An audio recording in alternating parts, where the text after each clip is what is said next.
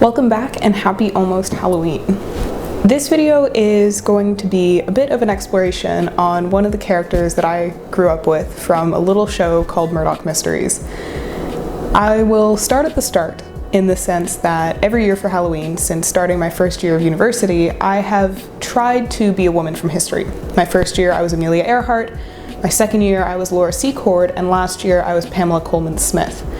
This year I wanted to take it in a bit of a different direction with Dr. Julia Ogden. Now, if you haven't seen Murdoch Mysteries, Dr. Julia Ogden is the coroner for the show.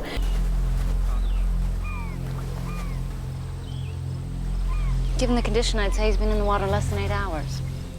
And it is revealed in episode 4 of season 1, Still Waters, that she went to Bishop's University, which is my university. May I ask how you met Dr. Ogden?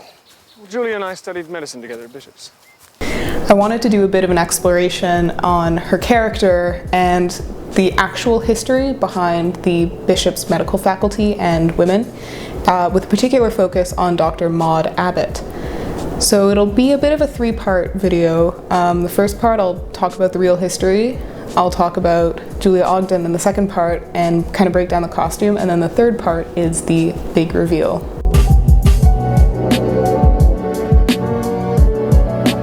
So Dr. Maud Abbott is a very important Canadian figure because she wrote the Atlas on Congenital Heart Disease. She was one of the foremost experts on the human heart, essentially, and it was her specialty. So she applied to McGill University in Montreal, but they denied her entry in the 1880s. But at that point in time, Bishop's and McGill were affiliated with one another, so she applied to the medical school here and got in. She did her postgraduate studies in Europe, she came back to Canada, she taught at McGill, she ran her own clinic for women and children, and through her studies, that's when she kind of discovered that the human heart was her main area of interest. There are a ton of really great resources about her and her medical contributions to Canada and the world, which I will link down below because they are definitely worth checking out.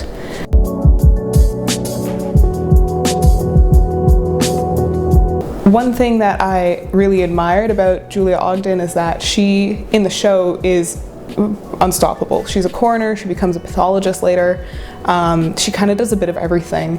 But what's so interesting to me is that it's not a hyperbole. It's not a woman being a coroner for the sake of a woman being a coroner.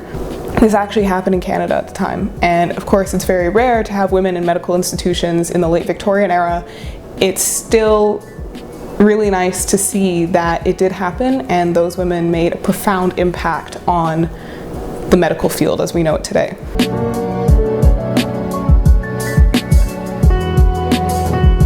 Julia's character is, I would say, very fashion forward. Most of the women in Murdoch Mysteries are, I will say. She's an adventurer, she's incredibly intelligent, fun, I could go on. This costume, however, I did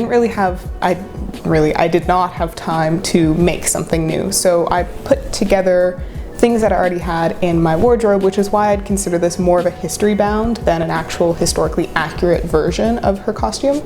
She has a lot of looks, and I'm basing this look on her style from the earlier seasons, where she would wear a shirt, skirt, tie. They were mostly knitted ties, which are really cute. Again, did not have the time to do that for Halloween.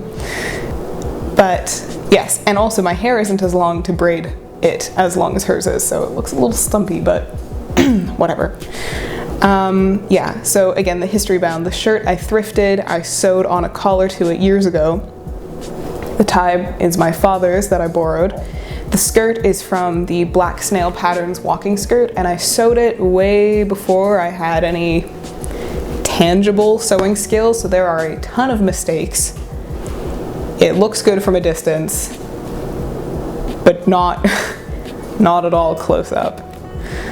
And of course, I don't have the proper corsetry and undergarments for this time period. The earliest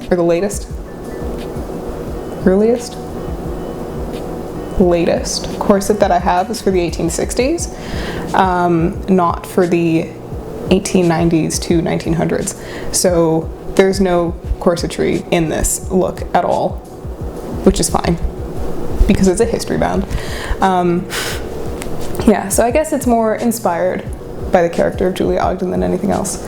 But again, I think I mentioned this already, but the reason why this was so important to me is because she is a fictional character, a Canadian fictional character that goes to my university, which is pretty rare because it's a pretty small place, and it's entrenched in so much real history.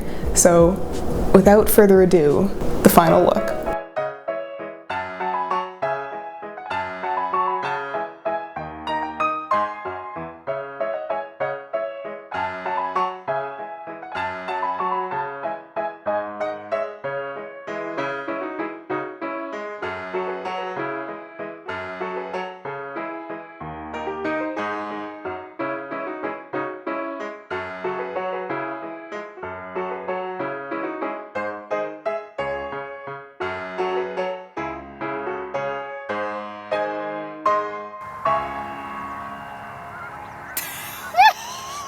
So good though. Yeah, it was. Good. Yeah.